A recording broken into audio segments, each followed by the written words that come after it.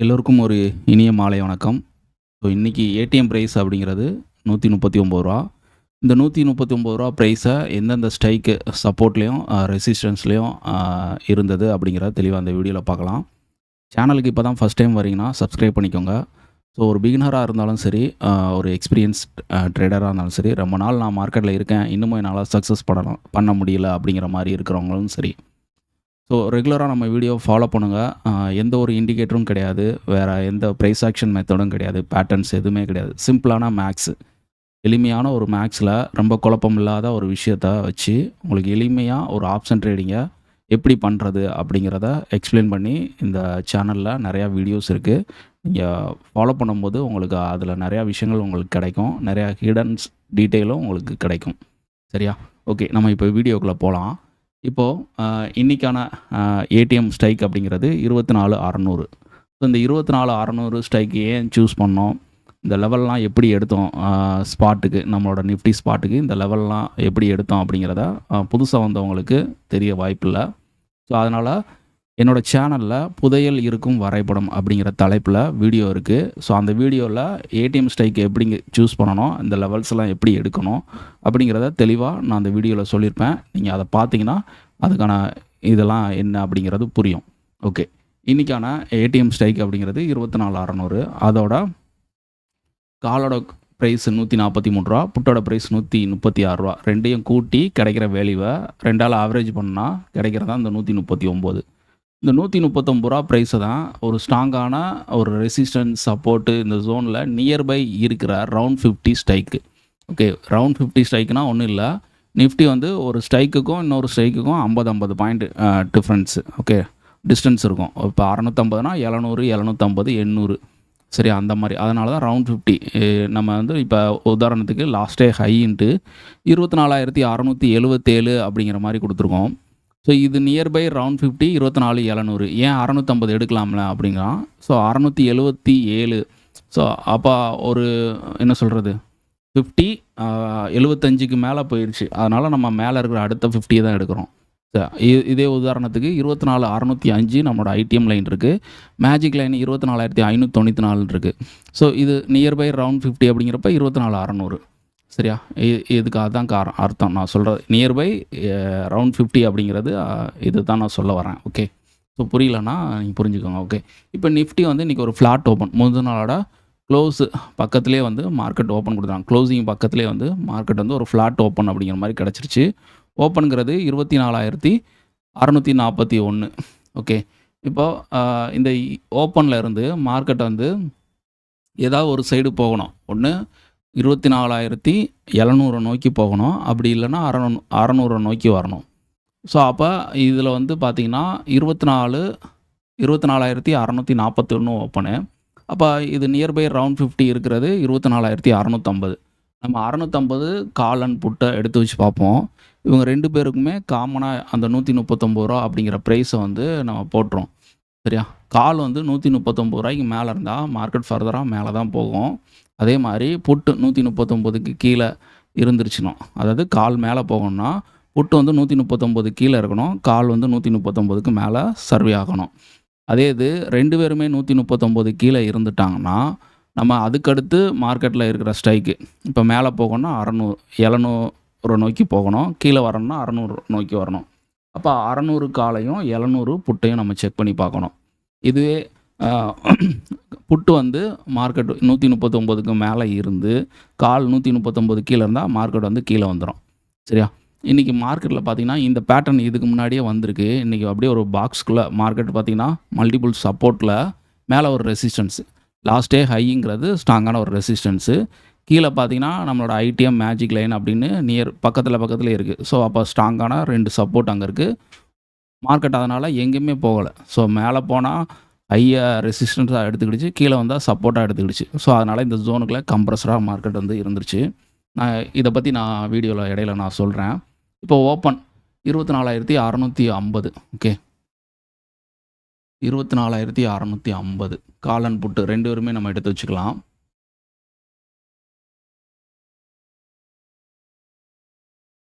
இப்போ 2த்துக்குமே காமனாக அந்த ரூ. 139 ஏடிஎம் ப்ரைஸ் வந்து நம்ம அப்ளை பண்ணிடலாம். 139 2த்துக்குமே நம்ம காமன். ஓகே.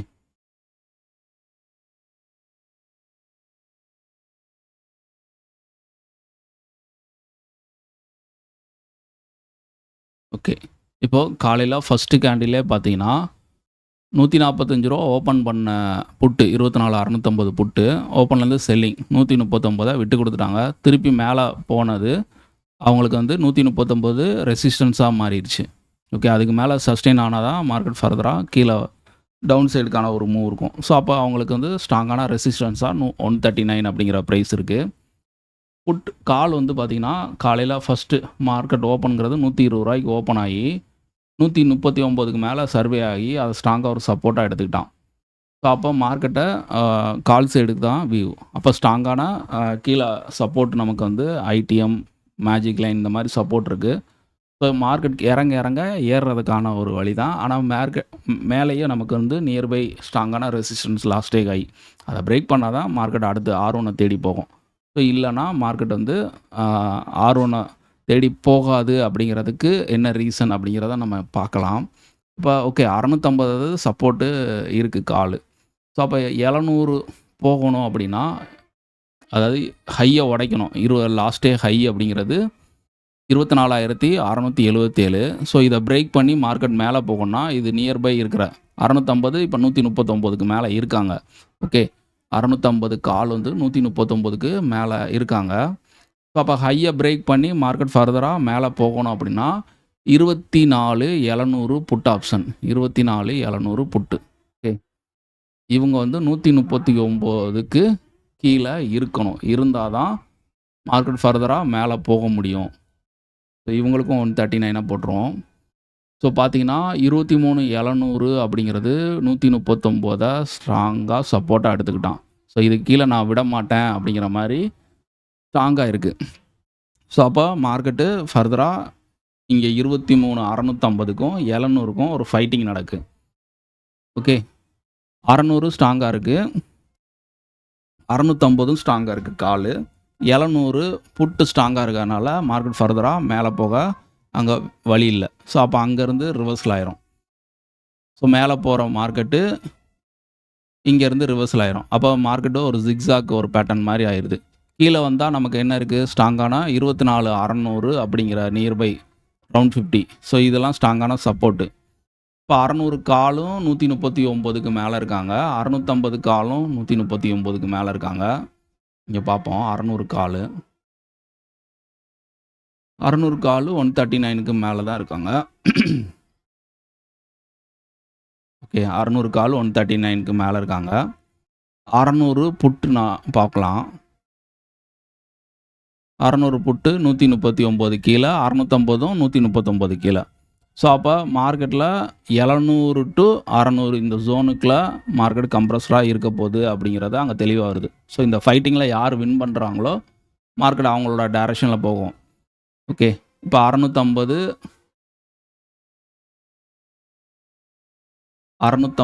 காலு 700 புட்டு எடுத்து வச்சுக்கலாம். இப்போ மார்க்கெட் மேல எஸ்டர்டே ஹைய பிரேக் பண்ணி மேல போகணும் அப்படின்னா, 700 வந்து 139 விட்டு குடுக்கணும். ஸோ, விட்டு குடுத்தா மார்க்கெட் ஃபர்தரா மேல போயிரும். ஆனா, சரி இங்க விட்டு குடுத்துருக்கல ஏன் மேல போல அப்படிங்கிற மாரி கொஸ்டின் வரும். மார்க்கெட்ல டைம் முடிஞ்சு போச்சு. ஸோ, அதுக்கடுத்து டிகேவும் நடக்க ஆரம்பிச்சிருச்சு. இப்போ ஏடிஎம் பிரைஸ் அப்படிங்கிறது பார்த்தீங்கன்னா 24,700 இதில பாருங்க. 130, 118. 130 + 118 ₹248 ₹124 இருக்கு.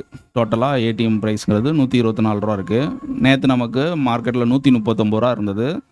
ஸோ, இப்போ ₹124 இருக்கு. அப்போ எவ்வளோ பிரீமியம் இங்க வந்து நமக்கு கம்மியா இருக்கு. டோட்டலா 15னா ஒரு பக்கத்துக்கு 15னா ₹30 பிரீமியம் வந்து டிகே அப்படிங்கிறது இன்னைக்கு நடந்திருக்கு செகண்ட் ஹாஃப்ல. ஓகே. டோட்டலா சைட்வேஸ் மார்க்கெட் தான். சென்செக்ஸ்ல இன்னைக்கு ஒரு விஷயம் நடந்தது. எத்தனை பேர் நோட் பண்ணீங்கன்னு தெரியல. பிரீமியம் வந்து நிஃப்டிலயும் ஏறுனது. பிரீமியம் 142 வரைக்கும் இன்க்ரீஸ் ஆனது. திருப்பி அங்கேருந்து தான் டிகே ஆக ஆரம்பிச்சது. சென்செக்ஸ்லயும் பார்த்தீங்கன்னா, ஒரு ஏடிஎம் பிரைஸ்ங்கிறது ₹277. அதுலேருந்து கிட்டத்தட்ட ஒரு ₹350 வரைக்கும் போயிட்டு கிட்டத்தட்ட ஒரு 3 மணி வரைக்கும் 330 ரூபா வரைக்கும் மேலே ப்ரைஸில் தான் சஸ்டெயின் ஆனாச்சு. ஸோ ஃபைனலாக கடைசி ஒரு 5 நிமிஷத்தில் தான் சடனாக டிகே ஆகி 0 பண்ணாங்க. ஸோ அந்த மொமெண்டம்லாம் எத்தனை பேர் பார்த்தீங்கன்னு தெரில. ஸோ வேடிக்கையாக இருந்தது சென்செக்ஸில் இன்றைக்கி. ஓகே, இன்னொரு விஷயம், இதே மாதிரி சிமிலராக இன்னும் சில நாட்கள்லேயும் நடந்திருக்கு. இது என்னோடய டெலிகிராம் சேனல். ஸோ நீங்கள் வந்து இந்த மாதிரி எல்லா நாளுக்கான சார்ட்டும் நான் இதில் வந்து டெய்லி அப்டேட் பண்ணுவேன். ஒரு ரெஃபரன்ஸ்க்காண்டி நீங்கள் இதில் ஜாயின் பண்ணி நீங்கள் செக் பண்ணி பார்க்கலாம். ஸோ இந்த மாதிரி பார்த்தீங்கன்னா ஆகஸ்ட்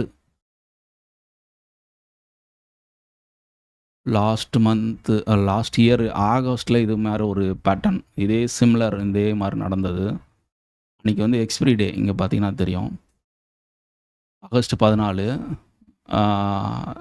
சேம் இதே அந்த நியர்பை 24,650 ஜோனில் தான் ட்ரேட் நடந்திருக்காங்க.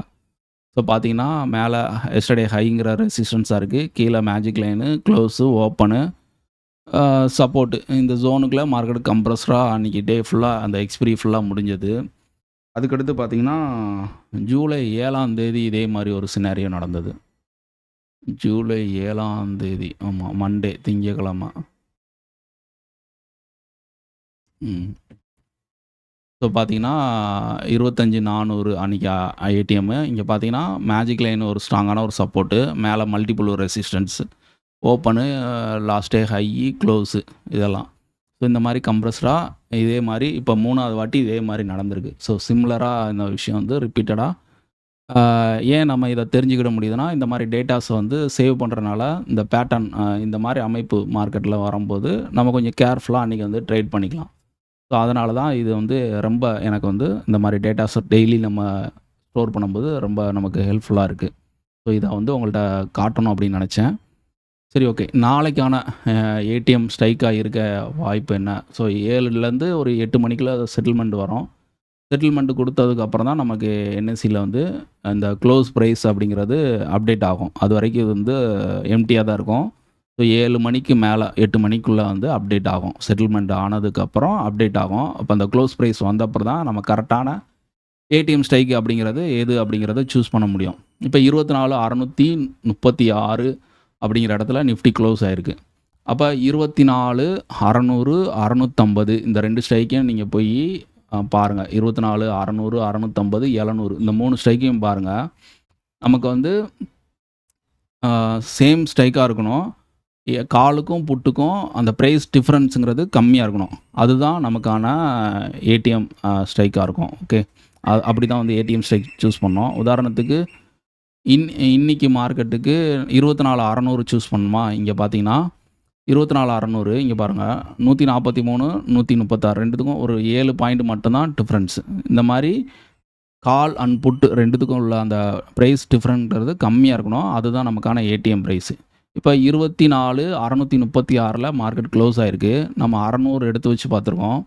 இங்கே இப்போ லாஸ்ட் ட்ரேடிங் ப்ரைஸு எல்டிபி பார்த்தோம்னா காலும் புட்டுக்கும் பார்த்திங்கன்னா ப்ரைஸ் அதிகமாக இருக்குது. ஸோ இது ஃபைனலாக கிடையாது. நம்ம க்ளோஸ் ப்ரைஸ் வந்தப்பறம் தான் கரெக்டாக இருக்கும் அது. சரி, அது அப்டேட் ஆகும், நீங்கள் செக் பண்ணி பாருங்கள். இப்போ 600 ரொம்ப டிஃப்ரென்ஸ் இருக்குது. நான் அதை வச்சு சொல்கிறேன். நீங்கள் கரெக்டாக நீங்கள் அதில் பார்த்தா தான் உங்களுக்கு ரிசல்ட் தெரியும். இப்போ 650 நம்ம எடுத்து வச்சுருக்கோம். லாஸ்ட்டு எல்டிபி பாருங்கள், 142, 107. ஸோ கிட்டத்தட்ட ஒரு 135 பாயிண்ட்டு கால் அண்ட் புட்டுக்கு ஒரு டிஃப்ரென்ஸ் இருக்குது.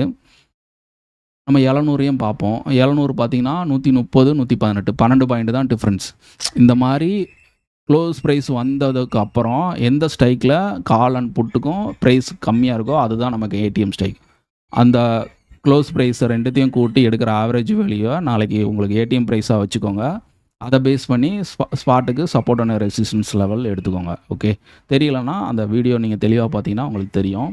ஓகே, இன்னொரு விஷயம் ஏதோ சொல்ல நினச்சேன். ஆமாம், ஓகே, இனி ரீட்டைல் ட்ரேடர்ஸ் வந்து இந்த ஹீரோ R0 அதுக்கப்புறம் பார்த்திங்கன்னா ஒரு 3 மணிக்கு மேலே லோ ப்ரீமியத்தை வாங்கி பை செல் பண்ணுறது, இந்த மாதிரி விஷயங்களை கொஞ்ச நாளைக்கு அவாய்ட் பண்ணுங்கள்.